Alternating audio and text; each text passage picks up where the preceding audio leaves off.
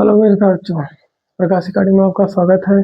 कैसे हैं बच्चों आप? उम्मीद करता हूँ कि आप लोग स्वस्थ होंगे, मस्त होंगे। तो बच्चों, आज हम कक्षा 10 का विज्ञान पढ़ेंगे। विज्ञान में फिजिक्स का भाग जो है, सबसे पहले शुरुआत करेंगे फिजिक्स का चैप्टर नंबर फर्स्ट, जिसमें चैप्टर का नाम है प्रकाश। इसको कहते हैं लाइट।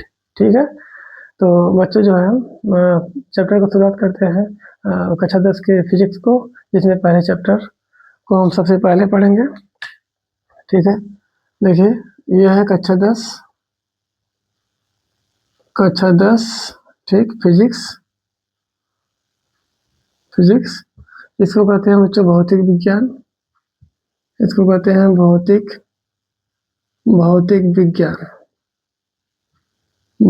विज्ञान। ठीक है, जिसमें पहले चैप्टर का नाम बच्चों लाइट।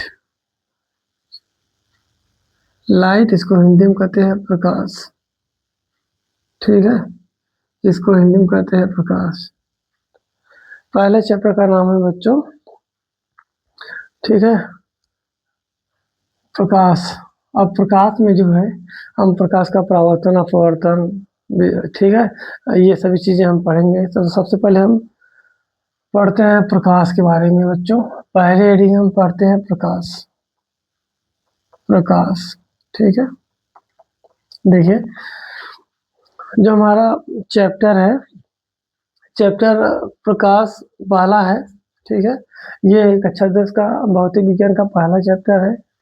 तो इसमें हम सबसे पहले प्रकाश के बारे में समझते हैं बच्चों। प्रकाश होता क्या है, प्रकाश क्या होता है, प्रकाश का उपयोग कहाँ है, प्रकाश की कुछ चाल होगी, प्रकाश का कुछ तरंगदैर्घ्य होगा। तो उन सभी चीज़ों को हम पढ़ते हैं। ठीक है, सबसे पहले प्रकाश को देखिए बच्चों। प्रकाश क्या होता है? प्रकाश यानी लाइट। प्रकाश का मतलब लाइट। प्रकाश का मतलब क्या हो गया बच्चों? लाइट। प्रकाश का मतलब हो गया लाइट। तो प्रकाश क्या है? देखिए बच्चों, प्रकाश जो होता है, प्रकाश यूं कहें कि प्रकाश एक प्रकार की ऊर्जा होती है। ठीक है, प्रकाश एक प्रकार की ऊर्जा होती है, जिसका जो है देखने में क्या होता है, ये सहायक होता है। ठीक है, जिसका जो होता है देखने में सहायक होता है। ठीक, तो हम इसको इस तरह से कुछ लिख लेते हैं बच्चों कि प्रकाश क्या है। प्रकाश एक प्रकार की ऊर्जा है। क्या है बच्चों? प्रकाश एक प्रकार प्रकाश एक प्रकार की ऊर्जा है। प्रकाश एक प्रकार की ऊर्जा है। यह वस्तुओं को देखने में सहायक होता है। वस्तुओं यह को वस्तुओं को देखने यह वस्तुओं को देखने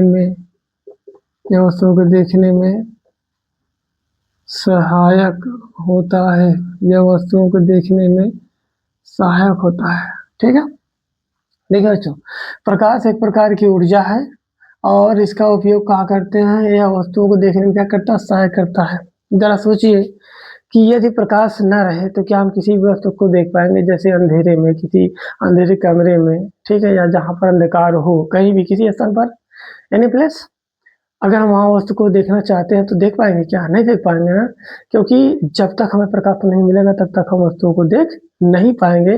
तो कहने का इसका यही मतलब है, इसका यही तात्पर्य है कि जो प्रकाश होता है वो वस्तुओं को देखने में भी सहायक होता है और यह एक प्रकार की ऊर्जा है। ठीक है, अब यह एक प्रकार की ऊर्जा है। जैसे आपसे पूछ लिया जाए कि प्रकाश को कैसे ऊर्जा के रूप में हम प्रयोग करते हैं, जैसे हम यहाँ इसका ऊर्जा जो है उदाहरण ले लेते हैं। इसका जो उदाहरण देखिए, प्रकाश को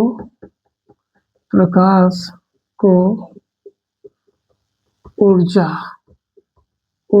के रूप में उपयोग। प्रकाश को ऊर्जा के रूप में उपयोग। कैसे हम प्रकाश को ऊर्जा के रूप में उपयोग करते हैं बच्चों? तो इसका जो उदाहरण है इसमें देख लेते हैं, वो है सोलर सेल।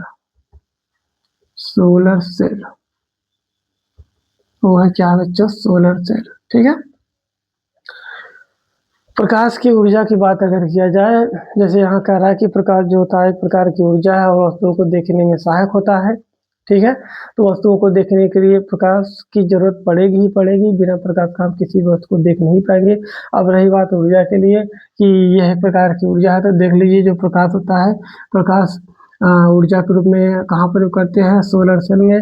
जैसा कि आप सभी लोग जानते होंगे कि आज एक ट्रेंड चल रहा है सोलर सेल का, लगभग सभी लोग जो है सोलर सेल को लगा रहे हैं, ठीक है।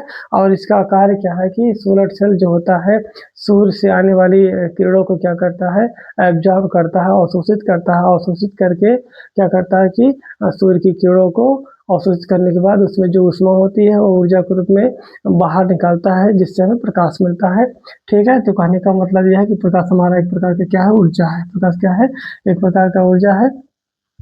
और वस्तुओं को देखने के लिए सहायक भी होता है। किसी वस्तु को भी बताया ना कि जैसे किसी वस्तु को अगर हमें देखना है, जैसे किसी रूम में या किसी किसी स्थान पर कोई किसी वस्तु को देखना है, अगर वहाँ पे प्रकाश नहीं है, अंधेरा है, तो हम जो है अंधेरे में किसी वस्तु को देख नहीं सकते।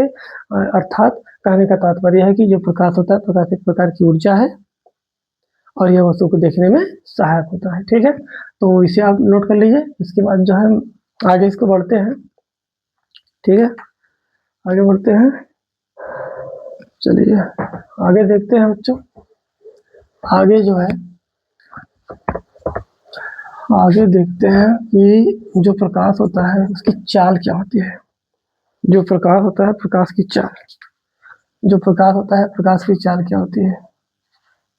प्रकाश की चाल, जो प्रकाश होता है, प्रकाश की चाल क्या होता है। देखिए प्रकाश की जो चाल होती है, प्रकाश की प्रकाश की चाल, प्रकाश की चाल निर्वात में, प्रकाश की चाल निर्वात में, प्रकाश की चाल निर्वात में 3 × 10⁸ मीटर पर सेकेंड होती है। 3 × 10⁸ मीटर प्रति सेकेंड होती है। जो प्रकाश है, प्रकाश की चाल जो होती है बच्चों, वो कितनी होती है, 3 × 10⁸ मीटर पर सेकेंड होता है। कितना होता है, 3 × 10⁸ मीटर पर सेकेंड होता है। ये प्रकाश की चाल होती है, यानी एक सेकेंड में 3 × 10⁸ मीटर जाती है प्रकाश की जो चाल होती है।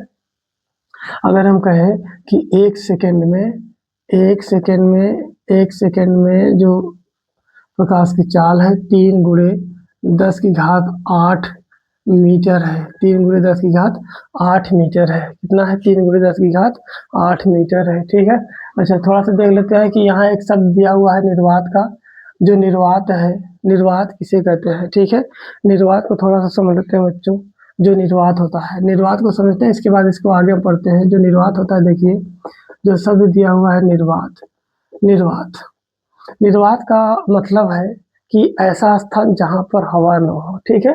निर्वात का मतलब है, जो निर्वात है, निर्वात, निर्वात, निर्वात का अर्थ, निर्वात का अर्थ है कि ऐसा स्थान, निर्वात का अर्थ है कि ऐसा स्थान, निर्वात का अर्थ है कि ऐसा स्थान जहाँ पर हवा न हो, जहाँ पर हवा न हो, ठीक है। तो निर्वात में प्रकाश की चाल की बात कर रहा है, तो निर्वात में जो प्रकाश की चाल होगी वो 3 × 10⁸ मीटर पर सेकेंड होगा। और निर्वात का मतलब होता है कि जहाँ पर हवा न हो। कहने का मतलब यह है कि बच्चों अगर हवा होगा तो वहाँ पे प्रकाश की चाल कुछ न कुछ कम हो जाएगी। क्यों कम हो जाएगी, क्योंकि जो हमारा वायुमंडल होता है, वायुमंडल में विभिन्न प्रकार की गैसें होंगी, उन गैसों में छोटे छोटे कण होंगे। उन कणों से प्रकाश की किरण आके टकराएगी, टकराने के बाद उसकी गति में कुछ न कुछ परिवर्तन होगा, कुछ न कुछ कमी होगी। इसलिए यहाँ स्पष्ट दे देता है कि जो प्रकाश की चाल होती है वह निर्वात में कितनी होती है बच्चों, 3 × 10⁸ मीटर पर सेकेंड। और यह एक सेकेंड में कितनी आती है, 3 × 10⁸ मीटर। एक सेकेंड में कितनी आती है बच्चों, 3 × 10⁸ मीटर, ठीक है। इसको नोट कर लीजिए। इसके बाद आगे देखते हैं, चलिए अच्छा इसको देखते हैं आगे कि जो प्रकाश की चाल होती है, अगर इसको हम किलोमीटर में चेंज कर दें कि किलोमीटर में, ठीक है, किलोमीटर में चेंज करना अगर चाहें, जैसे दिया हुआ है कि एक सेकेंड में जो प्रकाश की चाल है बच्चों, एक सेकेंड में कितना दिया हुआ है, एक सेकेंड में दिया हुआ है 3 × 10⁸ मीटर। 1 सेकंड में इतनी चाल है, ठीक है। अच्छा, अगर इसको हम चेंज कर लेते हैं तो 3 गुणे 10 की घात 8, जो घात 8 है इसको हम 8 जीरो बढ़ाते हैं, 2 3 4 5 6 7 8, इतना मीटर हो जाएगा। अब इसका हम गुणा कर लेते हैं तो 1 सेकंड का आ जाएगा मान। तो 1 सेकंड में निकाल लेते हैं जो प्रकाश की चाल है, 3 निकल 8 जीरो, एक दो तीन चार पाँच छः सात आठ, ठीक है। इकाई, दहाई, सैकड़ा, हजार, 10,000, लाख, 10 लाख, करोड़, 10 करोड़। कितना हो गया? 10 करोड़ का मतलब 30 करोड़। 10 करोड़ की बात कर रहा मतलब 30 करोड़। 1 सेकंड में इतना स्पीड है जो 1 सेकंड में इतनी स्पीड से प्रकाश की चाल चलती है। अगर इसको हम किलोमीटर में चेंज करना चाहते हैं बच्चों, कि प्रकाश की चाल किलोमीटर में, जो प्रकाश है, प्रकाश की चाल, प्रकाश की चाल किलोमीटर में, ठीक है। किलोमीटर में अगर हम चेंज कर लेंगे बच्चों, तो हम जानते हैं ना कि 1 किलोमीटर 1 किलोमीटर 1 किलोमीटर बराबर कितना होता है बच्चों? 1000 मीटर। 1 किलोमीटर बराबर कितना होता है? 1000 मीटर। 1 किलोमीटर बराबर कितना होता है? 1000 मीटर। अब हम अगर किलोमीटर में चेंज करना चाहें 1 सेकंड में, तो जो हमारा 30 करोड़ दिया हुआ है, 3 4 5 6 7 8, भाग कर लेंगे 1000 से। भाग कर लेंगे कितने से? 1000 से। तो 3 जीरो हमारा कट जाएगा बच्चों। कितना कट जाएगा? 3 जीरो कट जाएगा। उसके बाद उतना किलोमीटर हो जाएगा। 1 सेकंड में जो प्रकाश की चाल होगी उतना किलोमीटर हो जाएगा। देख लीजिए, 3 जीरो कट जाएगा, 8 जीरो था, 5 जीरो बचेगा, 1 2 3 4 5, ठीक है। अब इसको देख लेते हैं कितना है। ये किलोमीटर में चेंज हो गया। ये किस में चेंज हो गया? किलोमीटर में चेंज हो गया। ये हमारा 1 सेकंड में मीटर में वैल्यू दिया हुआ है कि 1 सेकंड में प्रकाश की चाल इतना है। 1 सेकंड में प्रकाश की चाल, ये मीटर में इतना है, ये किलोमीटर में इतना है। किलोमीटर में कितना है? इकाई, दहाई, सैकड़ा, हजार, 10,000, लाख, 3 लाख किलोमीटर। सोचिए जो प्रकाश की चाल होती है उसकी स्पीड कितनी है। 1 सेकंड में वो कितनी दूरी को तय करता है बच्चों? 3 किलोमीटर, 3 लाख किलोमीटर की। कितनी? 3 लाख। एक इकाई, दहाई, सैकड़ा, हजार, 10,000, लाख। देख लीजिए, 3 लाख किलोमीटर की दूरी को कितने समय में तय करता है प्रकाश? 1 सेकंड में, ठीक है। अच्छा, अब अगर प्रकाश की चाल जो है 3 लाख किलोमीटर पर सेकंड है, तो कुछ ना कुछ समय लगता होगा सूर्य की जो किरणें निकलती है वहां से पृथ्वी तक आने में, ठीक है। तो अब देख लेते हैं सबसे पहले, लेकिन आप इसको नोट कर लीजिए। उसके बाद जो है हम उसके समय को देखते हैं कि कितना समय लगता है पृथ्वी तक आने में।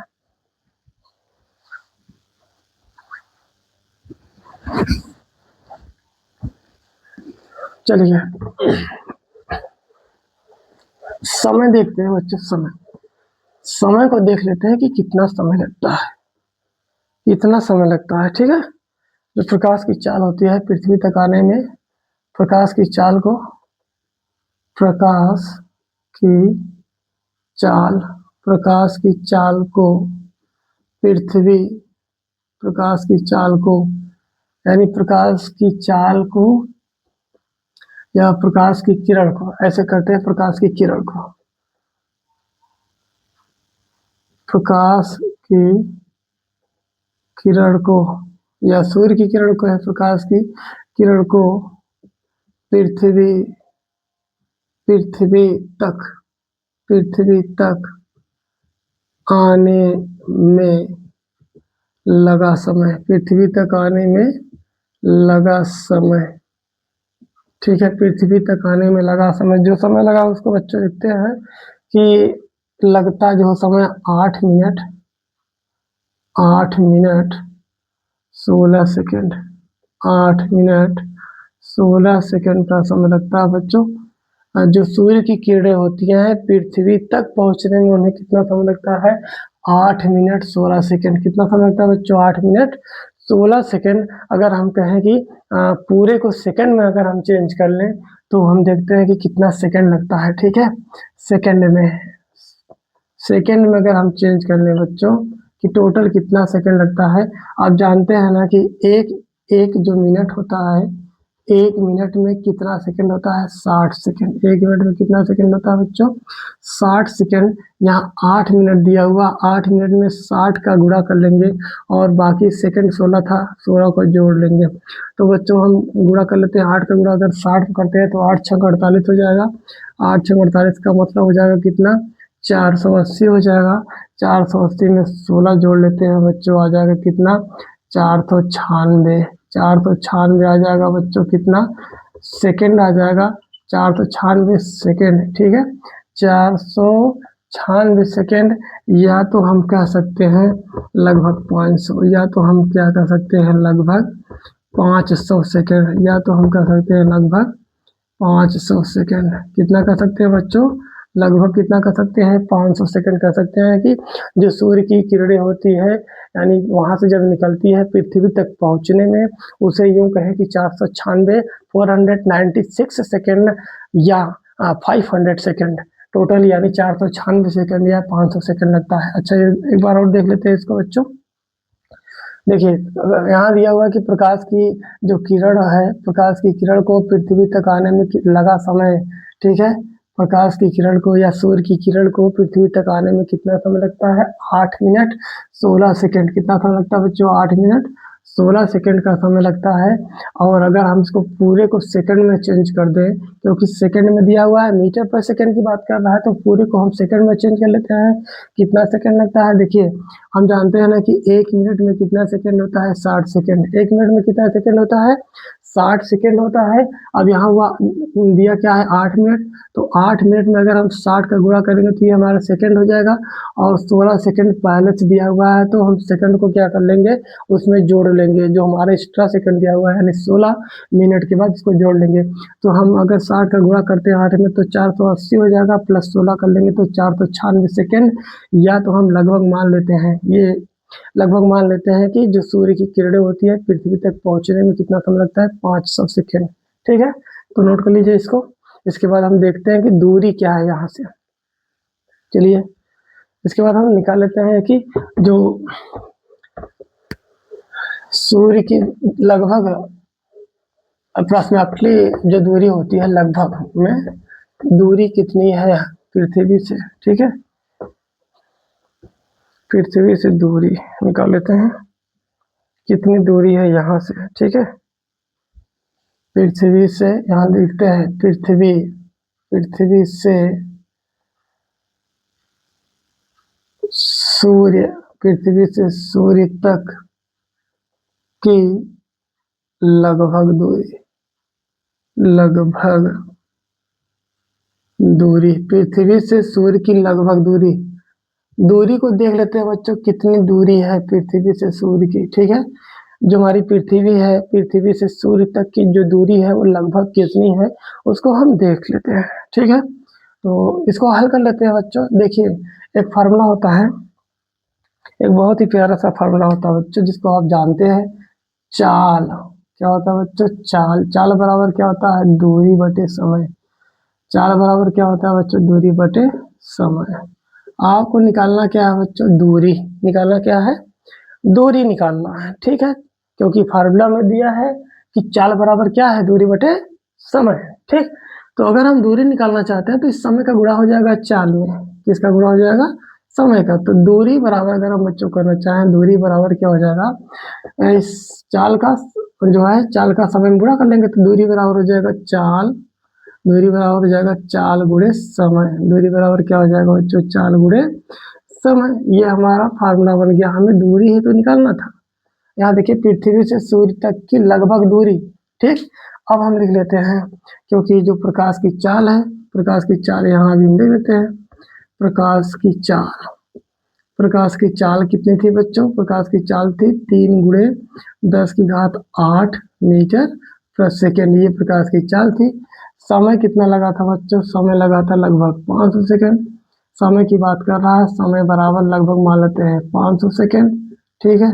अब क्या कर लेते हैं, यहाँ रख लेते हैं। जो दो दिया हुआ है, दूरी बराबर चाल गुणे समय। चाल का मान कितना है बच्चों? 3 गुणे 10 की घात 8। 3 गुणे 10 की घात 8, ठीक। उसके बाद गुणे समय का मान कितना दिया हुआ, समय है 500। समय कितना बच्चों, 500। समय कितना दिया हुआ है, 500। ठीक है, अब जो भी वैल्यू आएगा वो मीटर में ही आएगा, जो भी आएगा मीटर में ही आएगा। ठीक है, अब दूरी को हम बदल लेते हैं बच्चों। दूरी जो हमारा हो जाएगा, दूरी बराबर गुणा कर लीजिए, 3 का गुणा कर लीजिए 5 में। 3 का गुणा कर लेंगे 5 में, या तो थोड़ा सा और हम चेंज कर सकते हैं बच्चों। जैसे दिया हुआ 3 गुणे 10 की घात 8 गुणे 5 कर सकते हैं, और 5 का गुणा कर लेते हैं 100 में, हो जाएगा ना। इसको थोड़ा सा हम तोड़ कर अलग कर लेते हैं। 3 का गुणा 10 की घात 8 ही था ही, ये 500 को हम इस तरह से लिख सकते हैं, 5 गुणे 100। अब थोड़ा सा और बदल देते हैं बच्चों, थोड़ा सा देखिए, दूरी बराबर कर लेते हैं। 3 गुणे 10 की घात 8 गुणे 5 गुणे 100 को लिख सकते हैं 10 की घात 2। कोई दिक्कत नहीं ना, ठीक है। चलिए आगे करते हैं। अब देखिए दूरी हमारा जो हो जाएगा कुछ इस तरह से हो जाएगा बच्चों। दूरी बराबर जब निकालेंगे, दूरी बराबर 3 का गुणा अगर हम 5 में करेंगे कितना आएगा, 5 3 15 गुणा कर लेंगे। यहाँ 10 की घात 8 है, 10 की घात 2। यहाँ पे देखिए 10 की घात 8 है, 10 की घात 2 है, और जानते हैं कि जब हम गुणा करते हैं तो घात जो है इसका जुड़ जाता है जब उसका आधार समान होता है तब। जैसे हम कहें कि इसका फार्मूला होता है a का पावर m मल्टीप्लाई a का पावर n, यानी a की घात m गुणे a की घात n बराबर होता है घात में a की घात m प्लस n। ये बच्चों जुड़ जाता है जब हम गुणा करते हैं, और उसका जो आधार होता है यानी बेस अगर इक्वल है, बराबर है, तो गुणा करने पर इसमें क्या होता है, पावर यानी घात जुड़ जाता है। ठीक है, तो हम जोड़ लेंगे, 8 और 2 हो जाएगा 10, यानी 10 की घात 10 मीटर। 10 की घात कितनी आ जाएगी बच्चों, 10 मीटर आ जाएगी। ये हमारी दूरी आ जाएगी, ये हमारी क्या आ जाएगी बच्चों, दूरी आ जाएगी। दूरी बराबर हो जाएगा 15 गुणे 10 की घात 10 मीटर। 15 गुणे 10 की घात 10 मीटर। ठीक है, 15 गुणे क्या हो जाएगा बच्चों, 10 की घात 10 मीटर। कहने का मतलब है जो सूर्य है वो पृथ्वी से इतना दूरी पर है। सूर्य जो है पृथ्वी से इतना दूरी पर है। ठीक है, जो हमारा सूर्य है, सूर्य जो है पृथ्वी से इतना दूरी पर है। अच्छा, एक बार और देख लेते हैं। पृथ्वी से सूर्य तक की लगभग दूरी, पृथ्वी से सूर्य की लगभग दूरी, हम देखिए चाल बराबर फार्मूला जानते हैं, चाल बराबर होता है दूरी बटे समय। अगर हम दूरी निकालना चाहते हैं तो बच्चों दूरी बराबर करेंगे तो समय तिर्यक का गुणा कर लेंगे चाल में, तो चाल गुणे समय हो जाएगा, यानी दूरी बराबर हो जाएगा चाल गुणे समय। अब देखिए चाल का वैल्यू दिया हुआ है, प्रकाश की जो चाल होती है वो होता है 3 गुणे 10 की घात 8 मीटर पर सेकेंड, यानी 1 सेकेंड में 3 गुणे 10 की घात 8 मीटर जा रही है। तो चाल की जगह हम रखेंगे 3 गुणे 10 की घात 8। उसके बाद समय की बात कर रहा है तो समय कितना लगा था, लगभग 500 सेकंड। समय की जगह पर 500 रखेंगे, सेकंड हो जाएगा। ठीक है, अब देखिए 3 गुणे 10 की घात 8 गुणे 500 को हम लिख दिए 5 गुणे 100। 5 गुणे 100 लिख सकते हैं, कोई दिक्कत नहीं है। फिर यहाँ देखिए, फिर दूरी बराबर कर लेते हैं, 3 गुणे 10 की घात 8 गुणे 5 गुणे 100 को लिख सकते हैं 10 की घात 2। जो 100 है, 100 को बच्चों लिख सकते हैं 10 की घात 2। यहाँ हम लिख दिए 10 की घात 2। अब गुणा कर लेंगे, 3 का गुणा 5 में करेंगे, 3 5 15 हो जाएगा। 10 की घात 8 यहाँ है, 10 की घात 2 है, दोनों का आधार 10 ही है, इसलिए हम घात को जोड़ लेंगे तो 10 की घात 10 हो जाएगा, क्योंकि 8 में अगर हम 2 को जोड़ेंगे बच्चों तो कितना हो जाएगा, 10 हो जाएगा। इसका मतलब जो दूरी बन रहा है वह 15 गुणे 10 की घात 10 मीटर सूर्य और पृथ्वी के बीच की इतनी दूरी है। ठीक है, आई होप ये चीज़ आपको समझ में आया होगा बच्चों। यदि आया है तो नोट कर लीजिए। इसके बाद जो है अगले हम जो है हेडिंग पर चलते हैं, अगले टॉपिक पर चलते हैं।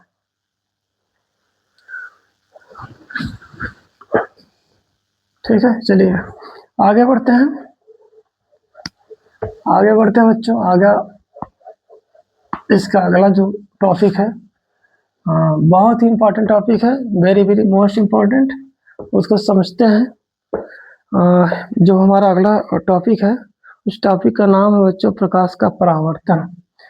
उस टॉपिक का नाम है प्रकाश, उस टॉपिक का नाम है प्रकाश का परावर्तन। उस टॉपिक का नाम है प्रकाश का परावर्तन, रिफ्लेक्शन ऑफ लाइट।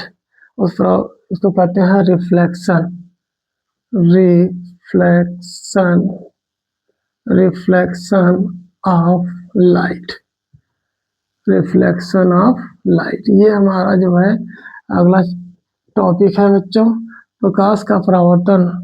ठीक है, जो हमारा टॉपिक है उसको हम क्या नाम दिए, प्रकाश का परावर्तन, या तो हम कहते हैं रिफ्लेक्शन ऑफ लाइट। क्या कहते हैं? Reflection of light. अब यहाँ हम ये समझते हैं बच्चों कि प्रकाश के परावर्तन को कैसे समझते हैं। जो प्रकाश का परावर्तन होता है उसको कैसे समझते हैं, किसे कहते हैं, किस कंडीशन में हम इसको कहेंगे कि ये प्रकाश का परावर्तन हो रहा है। देखिए इसका जो मेन फंडा होता है कि प्रकाश का परावर्तन में कि जब कोई प्रकाश की किरण, ठीक, जब कोई प्रकाश की किरण किसी समतल, जब कोई प्रकाश की किरण किसी समतल चिकने तल पर, समतल चिकने अपारदर्शी, जो उसका तल होगा वह समतल होगा, चिकना होगा और क्या होगा? अपारदर्शी होगा। उस पर कोई भी प्रकाश की किरण अगर आके पड़ रही है और वहां पर प्रकाश की किरण जब पड़ेगी, पड़ने के बाद वह किरण उस तल से, उस सरफेस से, उस सतह से टकरा के पुनः उसी रास्ते की तरफ वापस हो जाएगी, यानी उधर की तरफ अपने मार्ग को क्या करेगी? परिवर्तित करके वापस लौट जाएगी वहां से टकरा के। तो टकरा कर जो लौटने का गुण बनता है बच्चों, उसी को क्या कहते हैं? प्रकाश का परावर्तन। उसी को क्या कहते हैं बच्चों? प्रकाश का परावर्तन। तो थोड़ा सा हम इसको फिगर से बना के समझते हैं। फिगर से, पहले फिगर से ही बना के समझेंगे, उसके बाद हम क्या करेंगे? इसके डिफिनेशन को देखते हैं। देखिए कंडीशन कह रहा है कि जो प्रकाश का परावर्तन होता है बच्चों, वह तल सतह जो, यानी इसकी जो तल है या सतह है या सरफेस है कुछ भी, तो वह जो है अपारदर्शी होना चाहिए, चिकना होना चाहिए, समतल होना चाहिए। क्या क्या होना चाहिए? ठीक है, देखिए जैसे हम मान लेते हैं, हम ले लिए मिरर, यहाँ लिख लेते हैं m1, यहाँ लिखते हैं m2, यहाँ लिख लिए m1, यहाँ लिख लिए m2। यह है बच्चों हमारा दर्पण। यह क्या है? दर्पण, या हम कहें तो मिरर, या कहें तो मिरर। ठीक है, जो दर्पण होता है, दर्पण को हम मिरर भी कहते हैं। ठीक है, अब कंडीशन कर रहा है कि जो इसकी सतह होगी बच्चों, सतह, इसकी सतह, सतह कैसी होनी चाहिए? समतल। सतह कैसी होनी चाहिए? समतल। और कैसी होनी चाहिए? चिकनी। और कैसी होनी चाहिए बच्चों? चिकनी। और कैसी होनी चाहिए? अपारदर्शी। अपारदर्शी कैसी होनी चाहिए?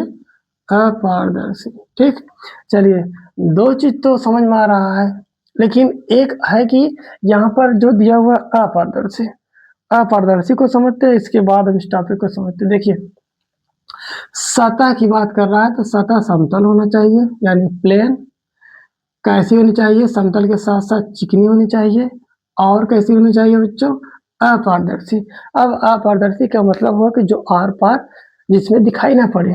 अपारदर्शी का मतलब है कि, अपारदर्शी का मतलब है कि जिसमें, अपारदर्शी का मतलब है कि जिसमें आर पार, जिसमें आर पार दिखाई, जिसमें आर पार दिखाई न दे, जिसमें आर पार क्या करे बच्चों? दिखाई न दे। ठीक, इसे कहते हैं अपारदर्शी। अ की बात कर रहा है, अ का मतलब नकारना।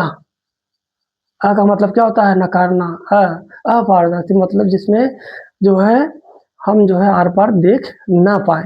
तो हम क्या कर लिए बच्चों? ले लिए मिरर, दर्पण।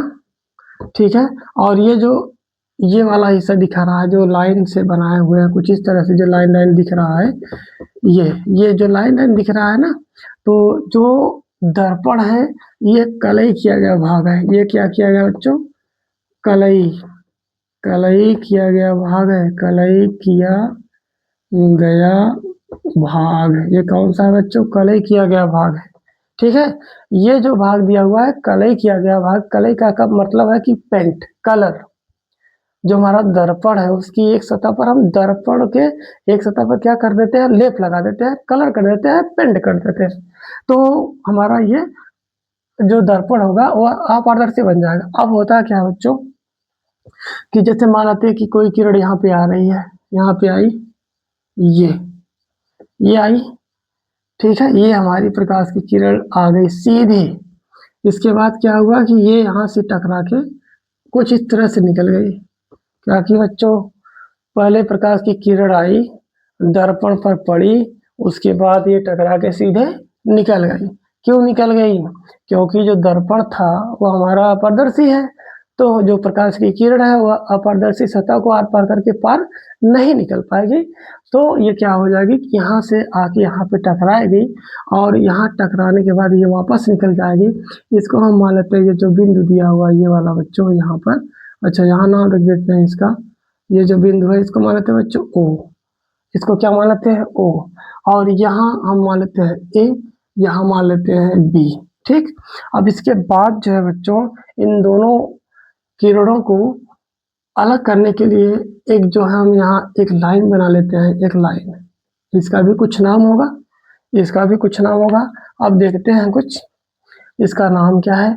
अच्छा, अब देखते हैं, देखिए जब यहाँ पर हम इसको दोनों किरणों को अलग करने के लिए एक लाइन बनाते हैं तो यहाँ पे कुछ कोण बन जाता है बच्चों।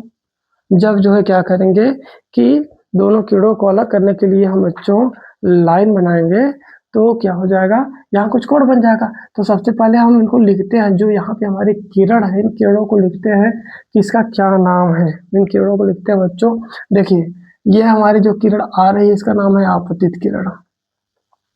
कौन सी किरण है, आपतित।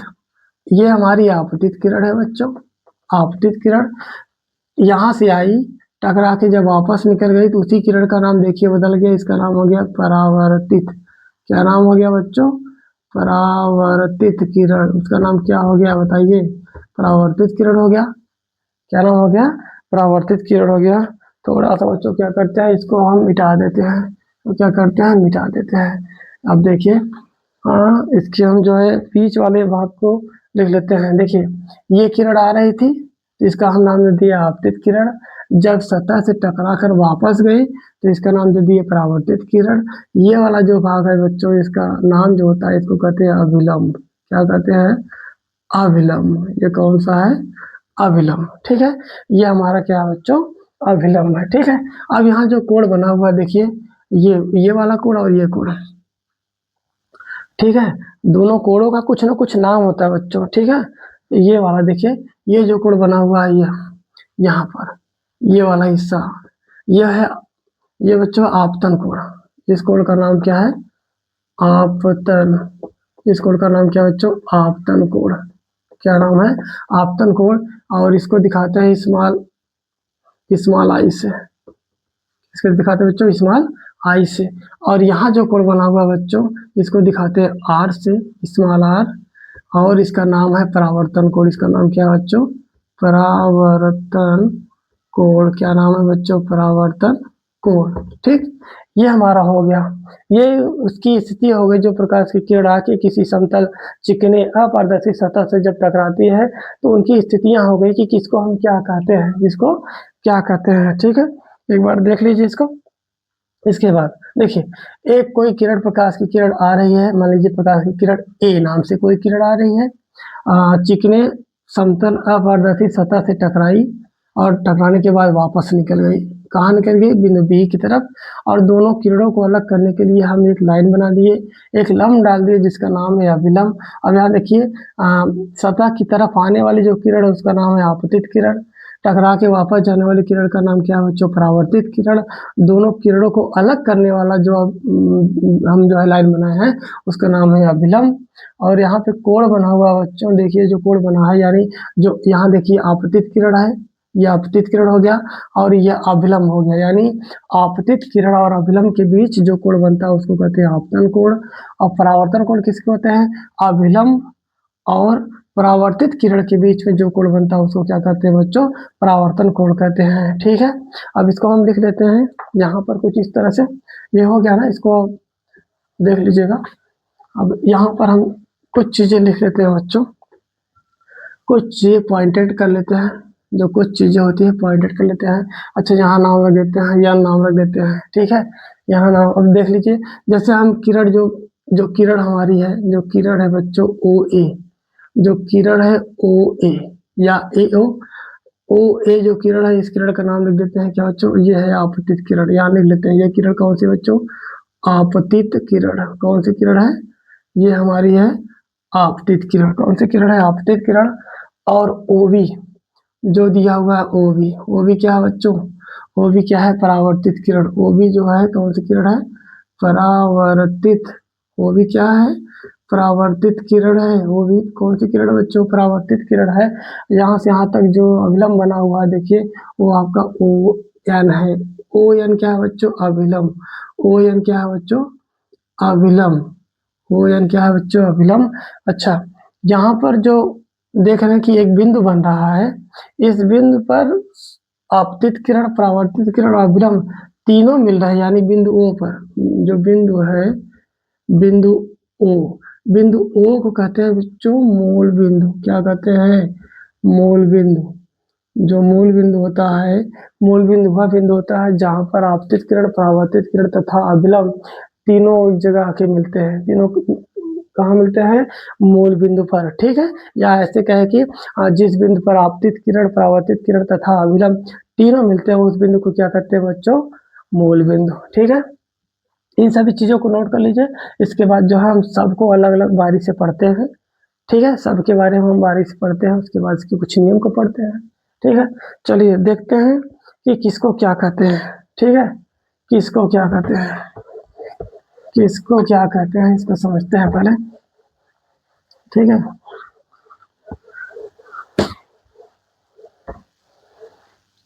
ठीक है, चलिए सबसे पहले हम देखते हैं कि आपतित किरण क्या है। जैसे हम पूछे कि आपतित किरण किसे कहते हैं, आपतित किरण, ये हमारी है आपतित किरण। कौन सी किरण बच्चों, आपतित किरण, ठीक है। आपतित किरण, आपतित किरण के बारे में पढ़ते हैं। आपतित किरण क्या है, देखिए, वह किरण, वह किरण, वह किरण, वह किरण जो सतह की तरफ आती है, जो सतह की तरफ आती है, वह किरण, यानी देखिए, जो आपतित किरण, आपतित किरण की बात की जाए तो आपतित किरण वह किरण होती है जो सतह हम लेते हैं, अपारदर्शी, चिकना जो है समतल, जो भी हम लेते हैं उसकी तरफ जब आती है किरण, उसे क्या कहते हैं बच्चों, आपतित किरण। उसे क्या कहते हैं, आपतित किरण, ठीक है। चलिए उसके बाद है अगला परावर्तित किरण। अगला क्या है बच्चों, परावर्तित किरण, परावर्तित, परावर्तित किरण। अगला क्या है, परावर्तित किरण, ठीक।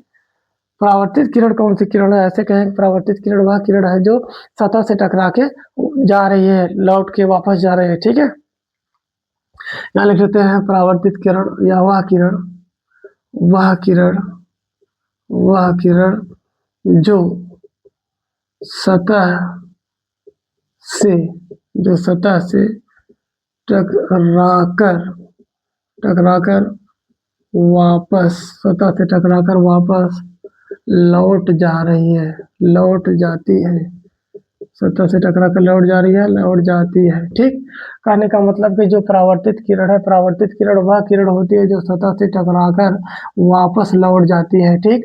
और आपतित किरण की बात किया जाए बच्चों, तो आपतित किरण वह किरण होती है जो सतह की तरफ आती है, ठीक है। दोनों समझ में आया कि जो आपतित किरण होती है, आपतित किरण वह किरण होती है जो सतह की तरफ आती है।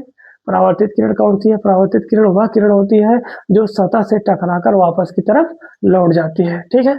चलिए अगला हम देखते हैं बच्चों।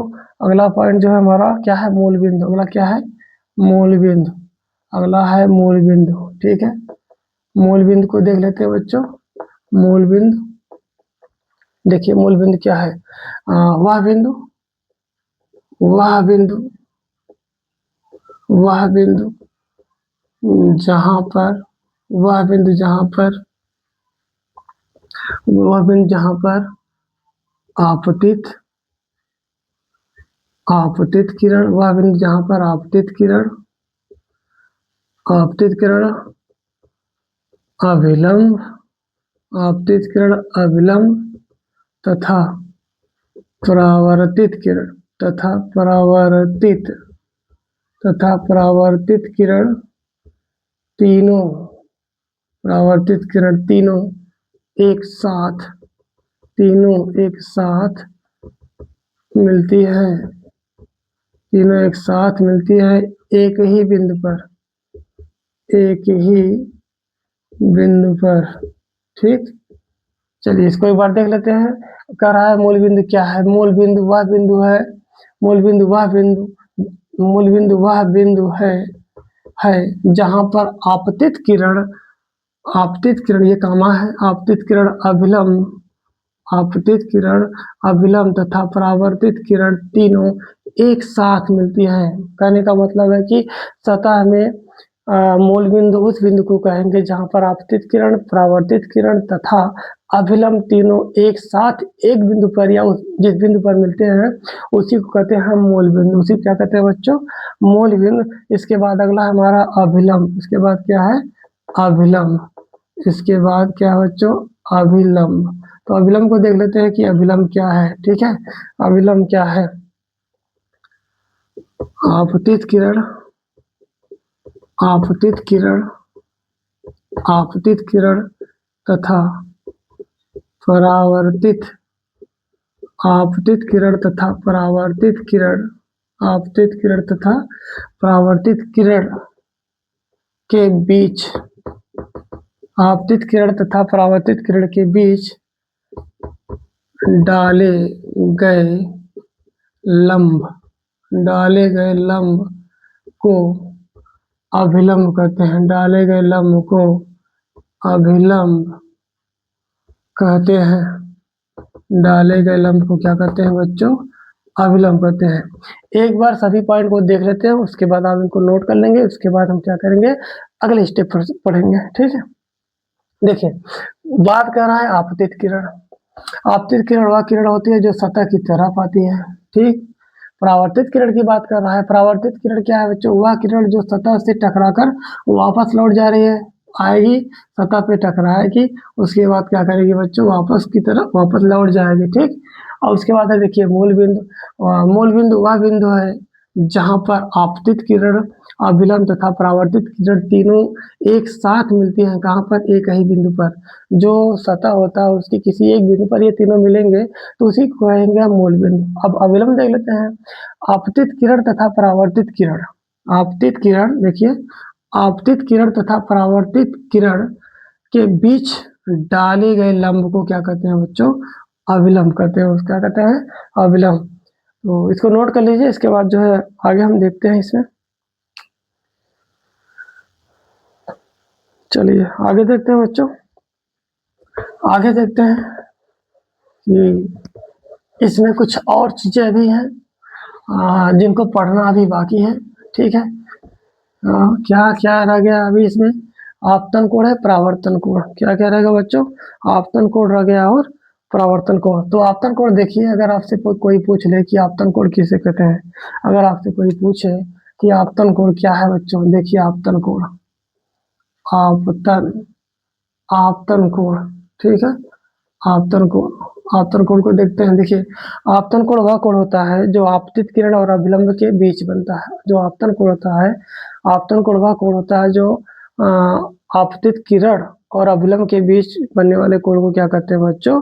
आपतन कोण कहते हैं। ठीक है, आपतन कोण कहते हैं। देखिए वह कोण, वह कोण, वह कोण जो जो आपतित किरण, वह कोण जो आपतित किरण, आपतित किरण तथा, वह कोण जो आपतित किरण तथा अभिलंब, वह कोण जो आपतित किरण तथा, वह कोण जो आपतित किरण तथा अभिलंब के बीच, अभिलंब के बीच बनता है, अभिलंब के बीच बनता है, आपतन कोण कहलाता है। कौन सा कोण कहलाता है बच्चों? आपतन कोण कहलाता है, आपतन कोण कहलाता है। ठीक, इसे स्मॉल आई, इसे स्मॉल आई से प्रदर्शित, इसे स्मॉल आई से प्रदर्शित करते हैं, इसे स्मॉल आई से प्रदर्शित करते हैं। ठीक है, देख लेते हैं आपतन कोण। आपतन कोण क्या है बच्चों? आपतन कोण देखिए, आपतन कोण वह कोण होता है, आपतन कोण वह कोण होता है जो आपतित किरण और अभिलंब के बीच बनने वाला जो कोण होता है उसे क्या कहते हैं बच्चों? आपतन कोण। आपतन कोण की बात अगर किया जाए तो आपतन कोण वह कोण होता है जो आपतित किरण तथा अभिलंब के बीच बनता है। ठीक है, और इसको दिखाते किससे है? स्मॉल आई से। जो आपतन कोण होता है इसको स्मॉल आई से दिखाते हैं। ठीक है, इसके बाद अगले कोण के बारे में पढ़ते हैं बच्चों। जो अगला कोण हमारा है परावर्तन कोण। अगला क्या है? परावर्तन कोण। अगला कोण क्या है बच्चों? परावर्तन कोण। कौन सा है? परावर्तन कोण। ठीक, परावर्तन कोण। जो अगला कोण हमारा है क्या है? परावर्तन कोण। परावर्तन कोण को देखते हैं बच्चों। वह कोण जो परावर्तित किरण जो परावर्तित किरण जो परावर्तित किरण तथा अभिलंब के बीच बनता है। जो परावर्तित किरण तथा अभिलंब के बीच बनता है। अभिलंब के बीच बनता है। वह कोण जो परावर्तित किरण तथा अभिलंब के बीच बनता है परावर्तन कोण कहलाता है। परावर्तन कोण कहलाता है। इसे स्मॉल आर से प्रदर्शित करते हैं। इसे स्मॉल आर से प्रदर्शित करते हैं। चलिए दोनों कोण को समझ लेते हैं बच्चों, उसके बाद आप इनको नोट कर लेंगे। देखिए क्या है, कह रहा है कि आपतन कोण। क्या कह रहा है? आपतन कोण की बात तो हो गया कि वह कोण जो आपतित किरण और अभिलंब के बीच बनता है उसे क्या कहते हैं? आपतन कोण कहते हैं। आपतन कोण किससे दिखाते हैं बच्चों? आई से। आपतन कोण को किसे दिखाते हैं? स्मॉल आई से। अब आगे बात कर रहा है परावर्तन कोण। परावर्तन कोण की बात किया जाए बच्चों तो परावर्तन कोण क्या है? वह कोण जो परावर्तित किरण और अभिलंब के बीच बनता है उसे क्या कहते हैं बच्चों? परावर्तन कोण कहते हैं। और इसको दिखाते हैं किससे? स्मॉल आर से। परावर्तन कोण की बात किया जाए तो परावर्तन कोण वह कोण होता है जो परावर्तित किरण तथा अभिलंब के बीच बनता है। और इसको दिखाते हैं किससे बच्चों? स्मॉल आर से। ठीक है, तो दोनों कोणों को आप लिख लीजिए। इसके बाद परावर्तन के नियम को पढ़ते हैं।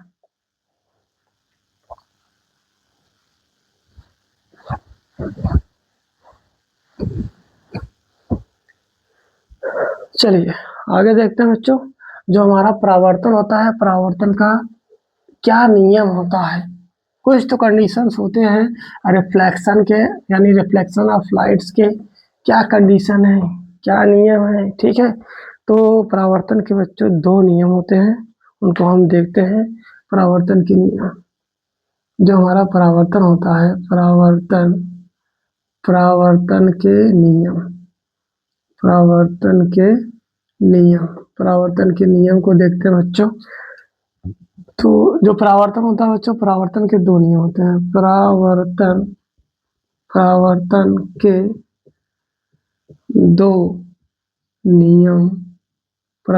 के दो नियम है। ठीक, जो परावर्तन होता है बच्चों, परावर्तन के दो नियम है। सबसे पहला पॉइंट देखते हैं।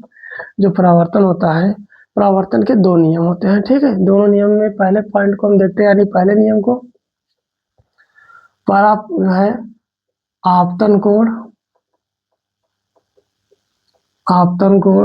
तथा परावर्तन कोण बराबर होता है। आपतन कोण तथा परावर्तन कोण क्या होता है बच्चों? बराबर होता है, यानी कोण आई ये आपका है आपतन कोण, बराबर हो जाएगा कोण आर की। ये हो जाएगा बच्चों कौन सा? ये हो जाएगा हमारा परावर्तन कोण। ठीक, कह रहा है कि आपतन कोण परावर्तन कोण की क्या होता है बच्चों? बराबर होता है। ठीक है, या बराबर होना चाहिए। ये पहला नियम है किसका? परावर्तन का। अब दूसरा नियम देखते हैं बच्चों। दूसरा नियम देख लेते हैं कि जो परावर्तन होता है, परावर्तन का दूसरा नियम क्या है।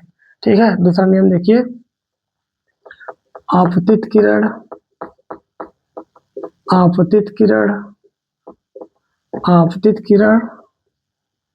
परावर्तित किरण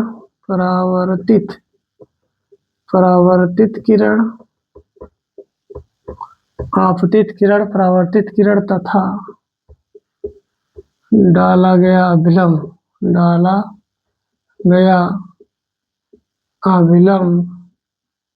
डाला गया अभिलंब तीनों एक ही बिंदु तीनों एक ही बिंदु पर होने चाहिए, तीनों एक ही बिंदु पर होने चाहिए। चलिए नियम को समझते हैं। जो प्रकाश का परावर्तन है, परावर्तन के दोनों नियम को समझते हैं बच्चों। देखिए प्रकाश के परावर्तन में दो नियम है। पहला नियम है, कह रहा है कि आपतन कोण किसके बराबर है बच्चों? परावर्तन कोण की। आपतन कोण किसके बराबर है? परावर्तन कोण की। ये हमारा आपतन कोण है, ये परावर्तन कोण की। ये स्थिति दिया हुआ है कि ये दोनों आपस में क्या होंगे? बराबर होंगे। यहाँ देखिए कोण दिया हुआ है, कोण आई बराबर कोण आर। ये प्रकाश का जो परावर्तन है पहला नियम है। दूसरा नियम है बच्चों, कह रहा है कि आपतित किरण, परावर्तित किरण और क्या आ गया बच्चों? इस पर जो डाला गया है अभिलंब, ये तीनों कहाँ होने चाहिए? एक ही बिंदु पर। कहाँ होने चाहिए? एक ही बिंदु पर। ये इसकी स्थितियां हैं। यदि आपतन कोण और परावर्तन कोण बराबर नहीं है तो हम कहेंगे कि परावर्तन हमारा ये नहीं है। या हम कहें कि ये तीनों एक बिंदु पर नहीं है, तब भी हम कहेंगे परावर्तन हमारा नहीं है। ठीक है, इनकी स्थितियों को एक बार देख लेते हैं बच्चों यहाँ पर। इसके बाद जो है देखिए यही था ना, यही था। यहाँ हम क्या ले लिए थे बच्चों? यहाँ ले लिए थे क्या? हमारा मिरर था M1 और यहाँ था M2। ठीक, यहाँ हम जो है मूल बिंदु मान लिए थे O। ये हमारा बिंदु A था, ये बिंदु B था। इस पर क्या किया? अभिलंब डाल दिए। यहाँ एक कोण बना I, यहाँ कोण बना R। ठीक, तो ये किरण जो आ रही थी इसे क्या कहेंगे बच्चों? आपतित किरण। यहाँ देखिए यही किरण आ रही है, इसी को क्या कहते हैं? आपतित किरण। टकराई, टकराने के बाद वापस गई, इसी को क्या कहेंगे बच्चों? परावर्तित किरण। अब यहाँ पर एक अभिलंब, यहाँ पर देखिए एक लंब डाल दिए, इसी का नाम दिए अभिलंब। और ये M1 और M2 जो होता है बच्चों ना, ये मिरर के दोनों साइडों को कहते हैं। M1 का मतलब मिरर का पहला यानी दर्पण का पहला साइड और M2 का दूसरा साइड। ठीक है, अब यहाँ पर देखिए जो आई कोण बना हुआ है, ये कोण है आपतन कोण। आपतन कोण अभी हम लिखवा दिए हैं सब। ठीक है, तो मतलब जो होता है ये देखिए ये आपतित किरण है और ये अभिलंब है। ये आपतित किरण अब क्या है? अभिलंब है। तो यहाँ जो कोण बना हुआ है इसको आपतन कोण कहते हैं। अब परावर्तन कोण की बात कर रहे हैं, तो परावर्तन कोण का मतलब जो किरण परावर्तित हो रही है, और अभिलंब परावर्तित किरण ये है, ये परावर्तित किरण है, ये अभिलंब है। अब इनकी स्थितियों को देख लेते हैं जो परावर्तन के नियम है। परावर्तन के नियम में क्या कह रहा है बच्चों? परावर्तन के नियम में कह रहा है कि जो हमारा कोण आई है, कोण आर के बराबर है। देख लीजिए ये कोण आई है, ये आर है। कोण आई बराबर कोण आर, ये नियम है। तो कोण आई और आर बराबर ही होंगे। ठीक है, ये बराबर होंगे। ये पहला नियम है परावर्तन का। और दूसरा नियम क्या कर रहा है कि कह रहा है कि आपतित किरण, परावर्तित किरण तथा डाला गया अभिलंब तीनों कई बिंदु देख लीजिए, तीनों एक बिंदु पर है कि नहीं, इसके नियम के अनुसार। ये हमारी किरण कौन सी है बच्चों? आपतित किरण। ये कौन सी टकरा के गई? परावर्तित किरण। और डाला गया लंब क्या है बच्चों? अभिलंब। ये तीनों कहाँ पर है? बिंदु O पर है कि नहीं? बताओ, है ना? तो इसका कहने का मतलब है कि जो परावर्तन के नियम है, दोनों नियम के अनुसार ये हमारा प्रकाश का परावर्तन कंप्लीट हो गया। ठीक है बच्चों, तो हम उम्मीद करते हैं कि ये दोनों टॉपिक आपको समझ में आया होगा बच्चों। यदि समझ में आया है तो प्लीज़ हमारे चैनल को शेयर और सब्सक्राइब जरूर करें।